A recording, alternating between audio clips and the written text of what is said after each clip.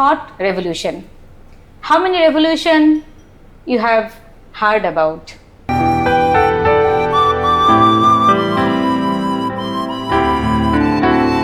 Success, what we mean by success today is basically a construct of what the society tells us, right?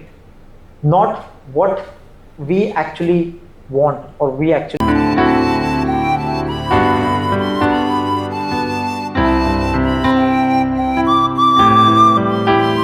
If our thoughts change, the entire I will change, my family will change, my society will change, the entire world will change.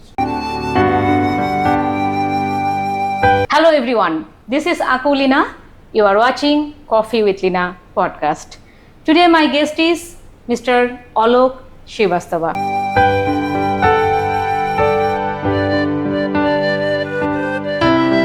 Good morning everyone, my name is Alok Srivastava and I'm the ex-CEO of AltoView and a volunteer of All World Gayatri Parivar.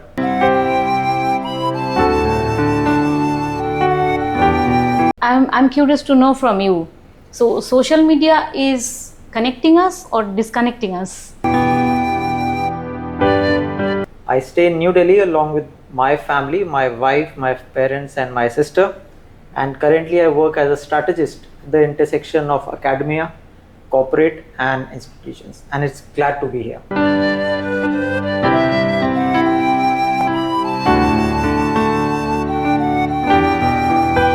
First time in Vietnam, right? Yeah. So are you enjoying? Absolutely. It has been a great time for me and my family here. Alokji, so what are the three things you are enjoying here? Number one, the nature. We find it a very, very beautiful place. Yeah.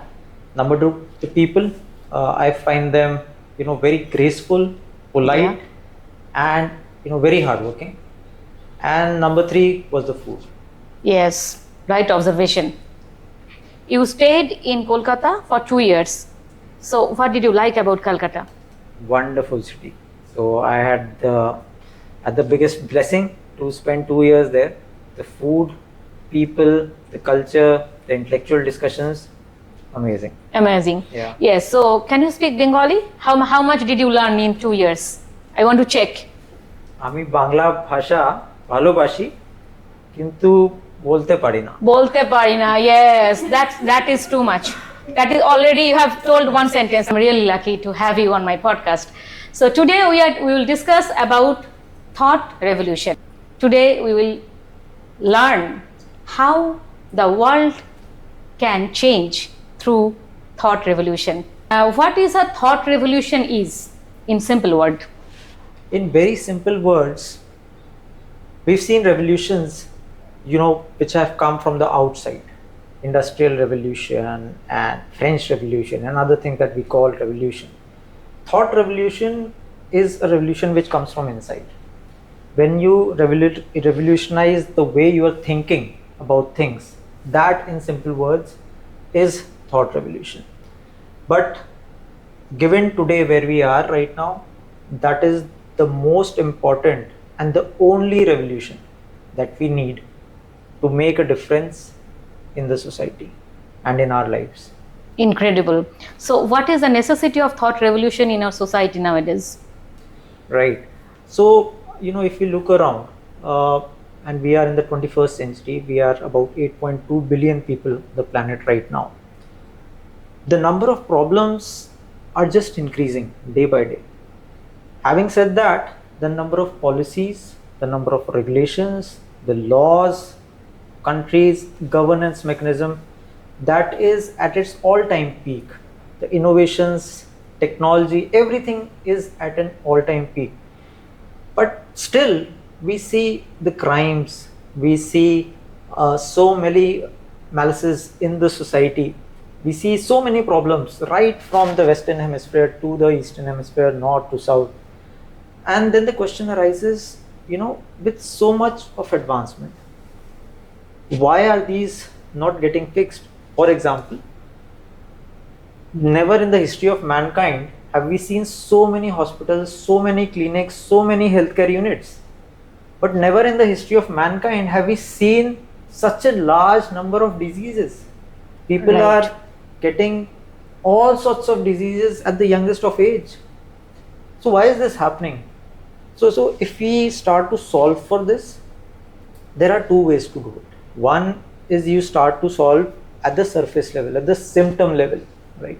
And you will come out with the greatest of applications, apps, which I am not saying that, which are not important.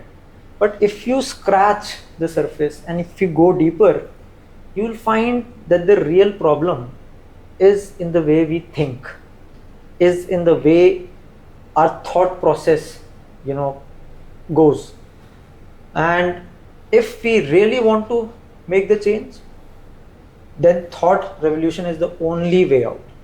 Otherwise, I have been a founder myself and I have seen so many technological innovations all around me. You've seen so many technological innovations all around you. But we have not seen the crime rate go down. We have not seen the health problem go down. We have not seen the number of cases of depression and loneliness and anxiety go down. In fact, we are seeing them go up at an epidemic level. Yes. We've not seen the fights go down. We've not seen the wars go down.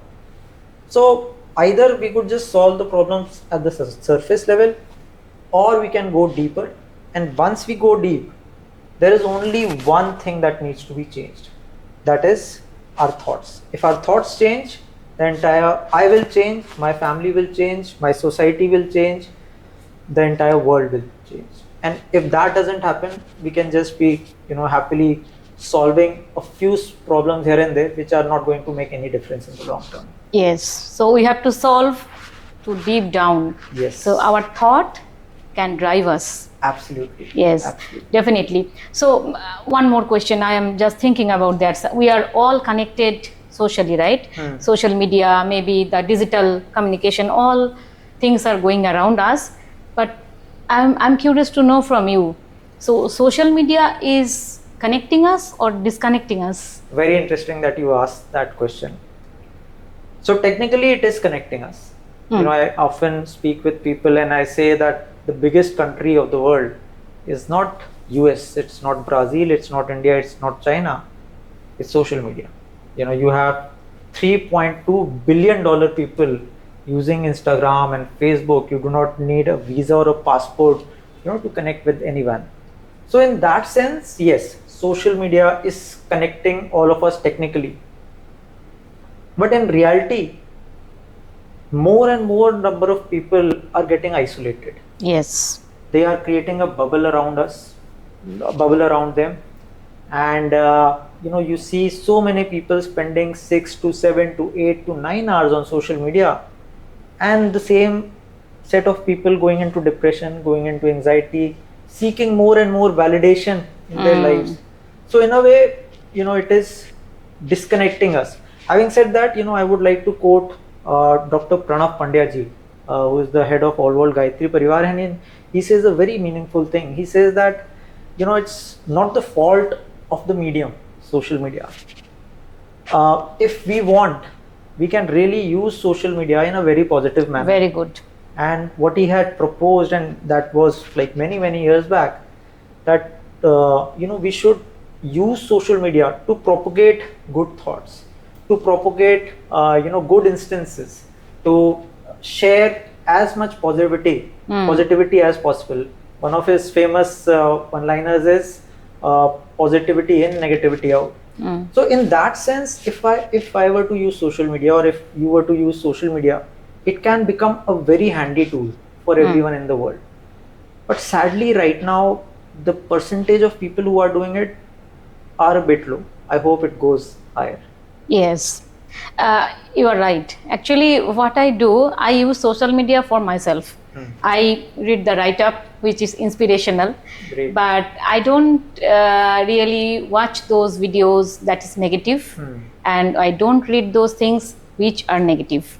Amazing. So I like to, because I am getting inspiration from those write-ups. Absolutely. How they have overcome their challenges. We all have challenges, but in a different place, different way.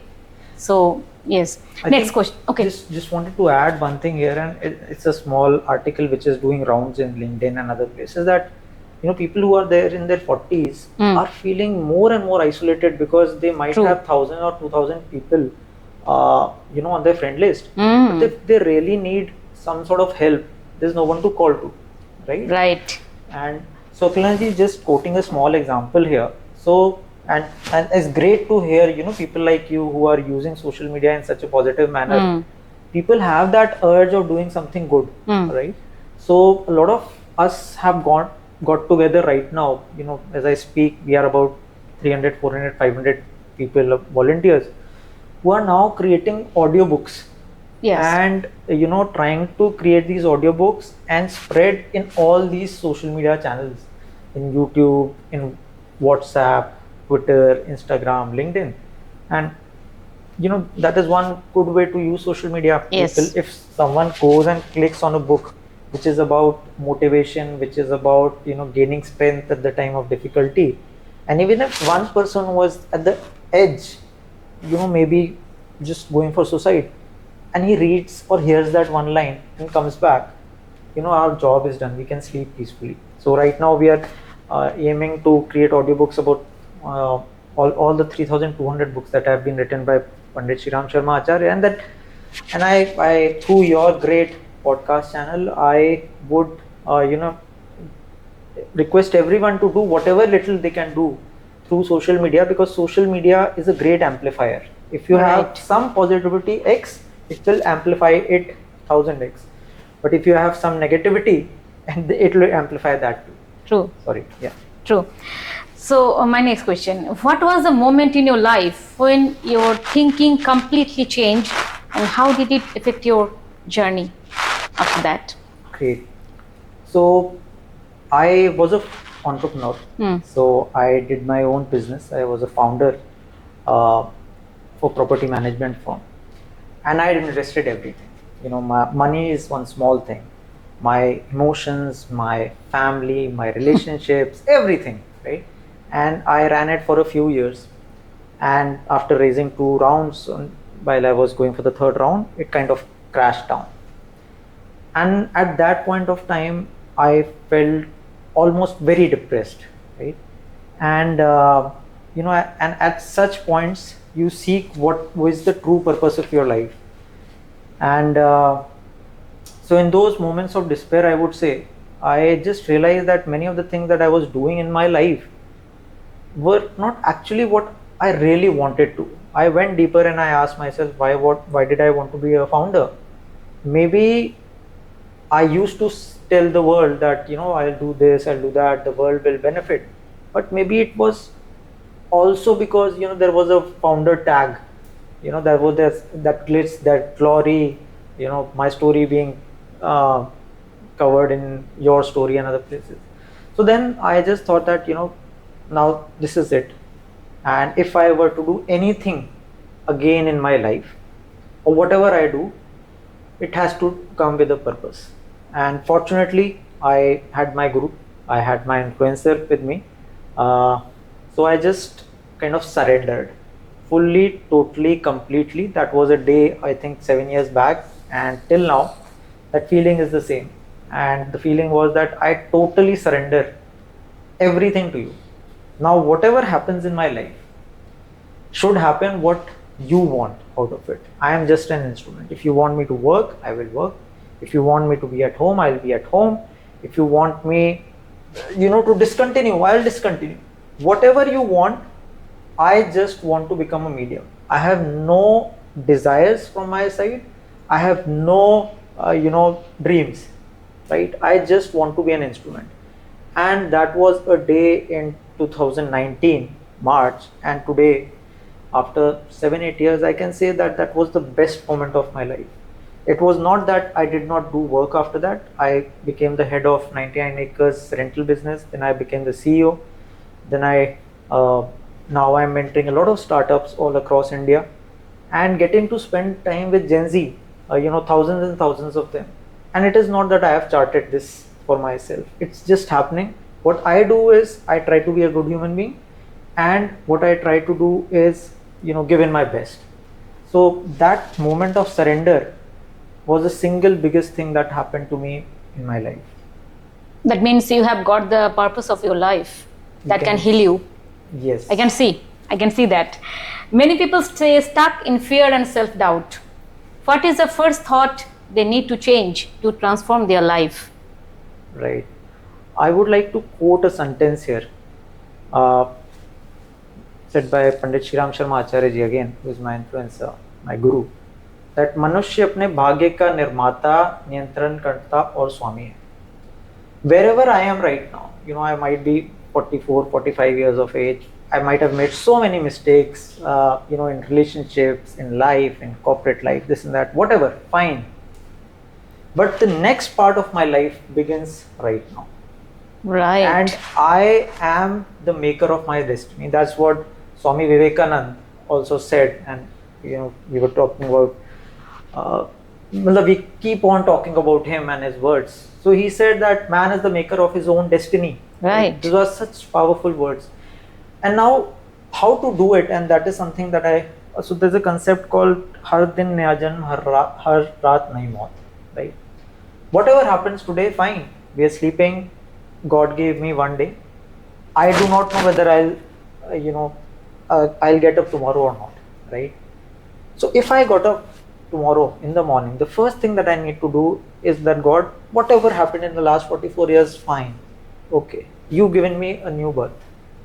This new day, this new birth, I will do my best, right? And if you give me a chance tomorrow also, I'll do the same again. And so every day when you're getting up, you're thankful. You have the feeling that man is the maker of his or her own destiny, and you are doing whatever it takes. So that gives you confidence, that gives you clarity, and that also takes you out from that feeling of clinging to the past and the fears that one might have, and those fears slowly and gradually become the self-doubt, because we are not spending that much time with ourselves.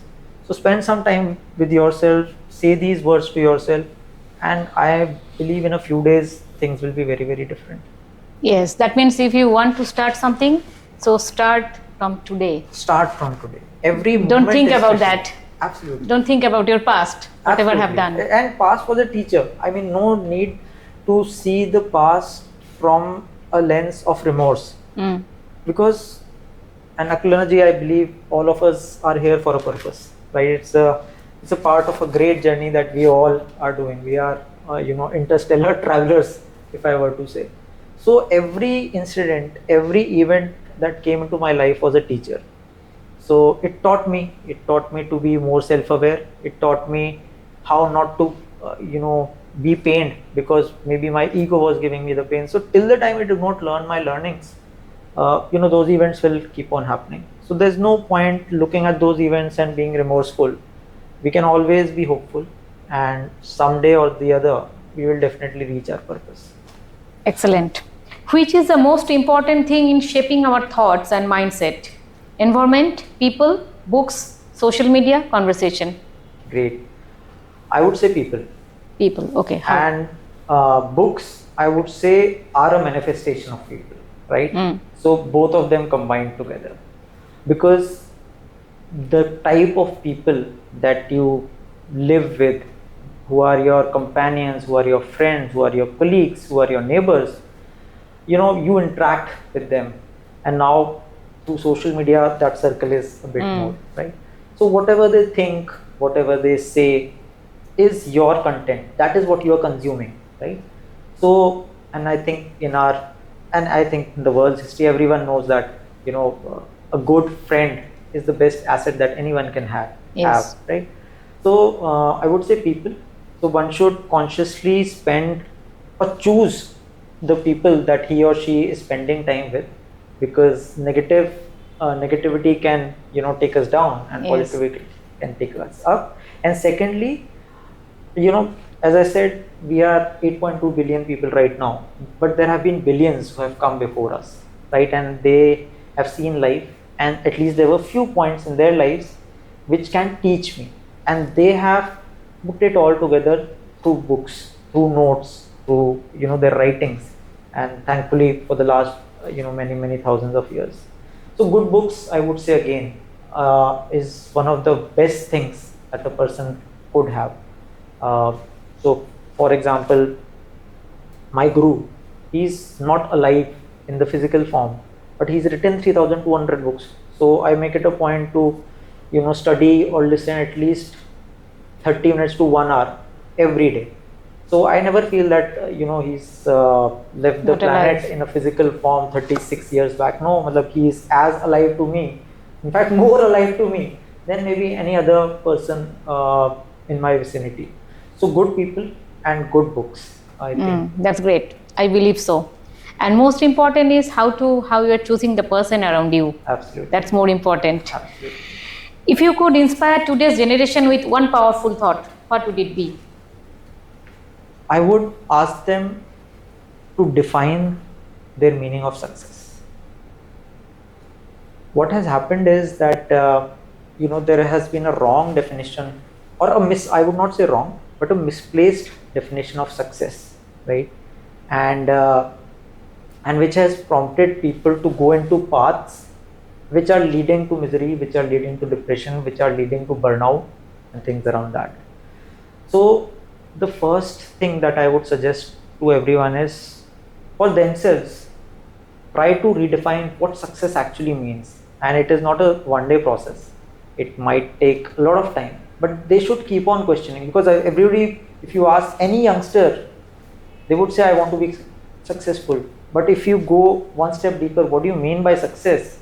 They will tell you all the definitions that the society is telling them. Right. But they need to have their own definition. Dr. Chinmay Pandya, who is the Pro-Vice Chancellor of Desh Sanskriti Vishwavidyalaya in Uttarakhand, Haridwar, he says a very nice sentence. He says that success, what we mean by success today, is basically a construct of what the society tells us, right? Not what we actually want or we actually believe in. So this would be the first step. So it will help them break the construct of the society's definition of success. And the second thing I would ask them to do is to question everything around them a lot. Question in a very respectful manner. I'm not saying, do all the revolution and stuff, but you should question, because if you are here, after me, you have come here for something even better than what I had done, right? Maybe you can improvise it, but you should definitely question. So these are the two things I would tell the new generation. That's true. That means they will be more curious to know the things and people around them. Yes. And one more thing is, what is the true definition of success, they have to understand. Right. That can help them to find out their true joy. Absolutely. And that will also, as you very rightly mentioned, that will also help them to understand themselves. Because what is happening right now is that people, and this might sound very amusing, that people hardly spend time with themselves. If you ask anyone, they'll be spending 6 to 8 hours on social media.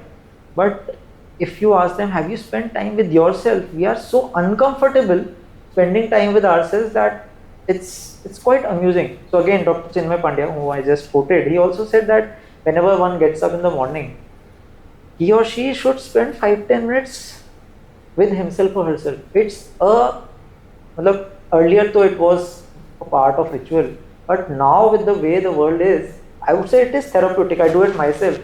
It's so nice to spend time with yourself, to speak with yourself. That's a friend that we have lost over the last many years. Be the best friend of yourself and spend time with yourself more. Yes, then it can help you to discover your true self. Absolutely. Yes. So we have our last question. My last question is, how can we unlock our inner genius? How can we unlock our inner genius? I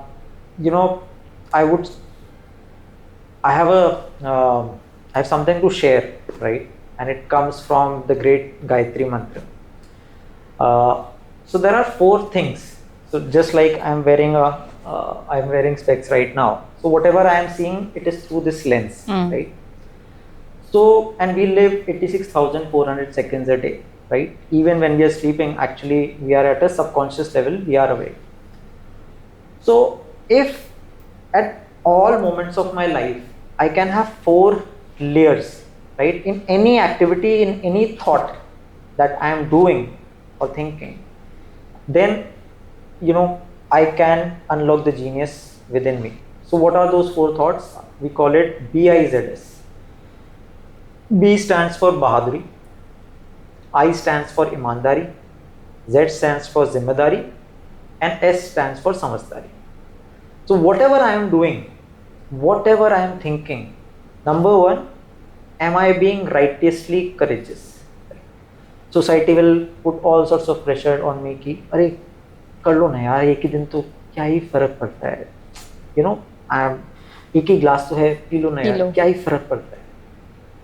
Fine, things will happen, you know, I am not changing the world, but then maybe am I being righteously courageous and saying no, I don't. So that's, you know, courageousness which is coming from your own values. Imandari, you know, there is an offline version today and there is an online version today, right? And in most of the cases both the versions are pretty different. Imandari would mean that my offline version is absolutely the same as my online version. Authenticity, absolutely, because otherwise what happens is that there is a, you know, if there is this layer is different and then there is tension, there is pressure, and you have all sorts of anxiety. Then Zimmedari means that whatever I am doing, am I just doing for myself, or am I also including my family, or am I also including my society or my nation or the entire ecosystem, right? So Zimmedari is taking ownership.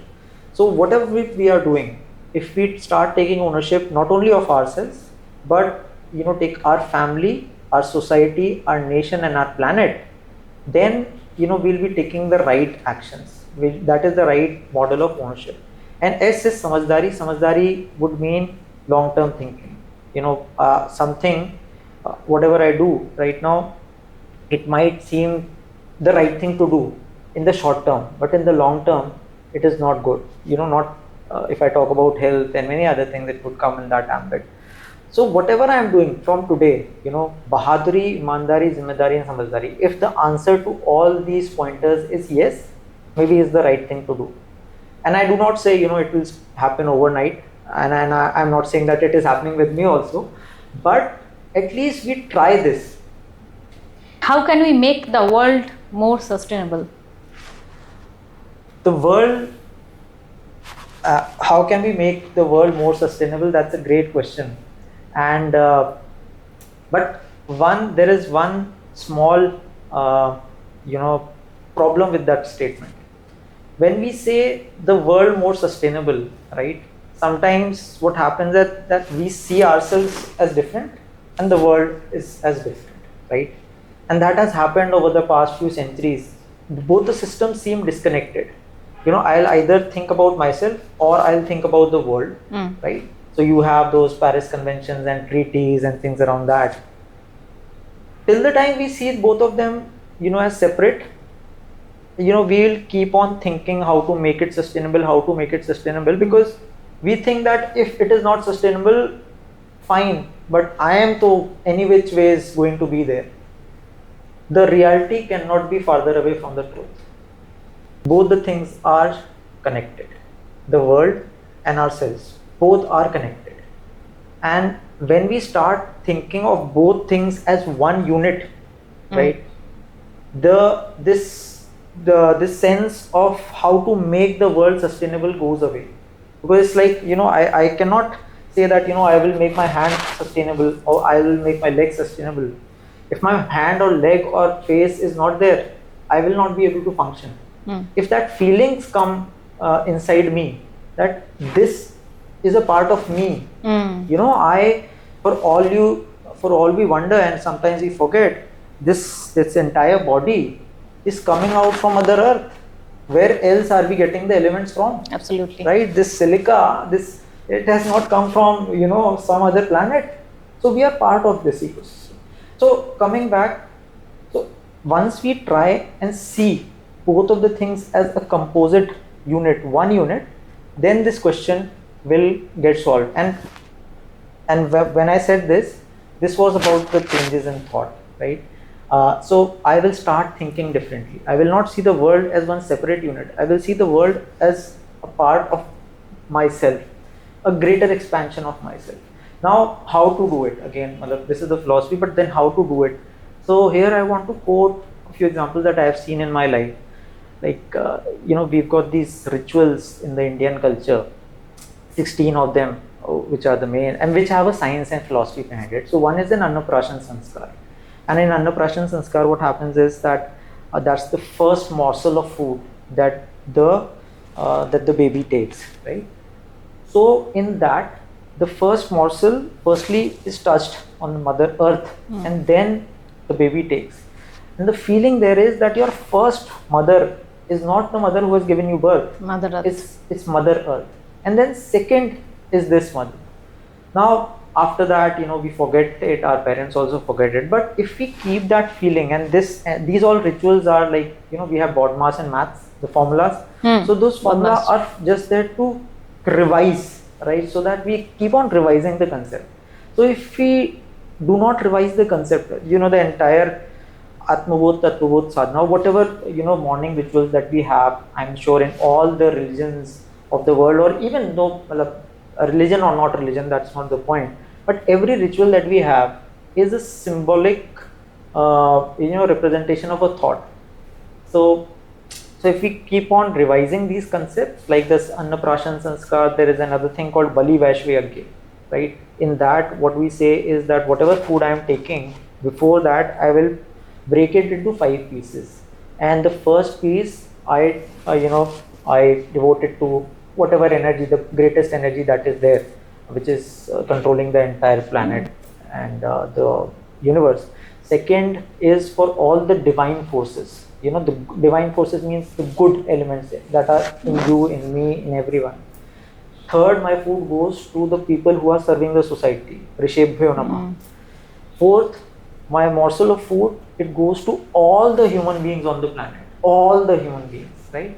And fifth, Bhutebhyo Namah, that is for all the vegetation, the plants, the animals, air, everyone gets my food, right? And then whatever is remaining, I take that. So once I start doing this, and daily I am revising and remembering that, Mother Earth, I am firstly my food, my emotions, my source of energy, whatever I have, I devote it to you, whatever is remaining, I am taking. Then I will never think of harming the planet.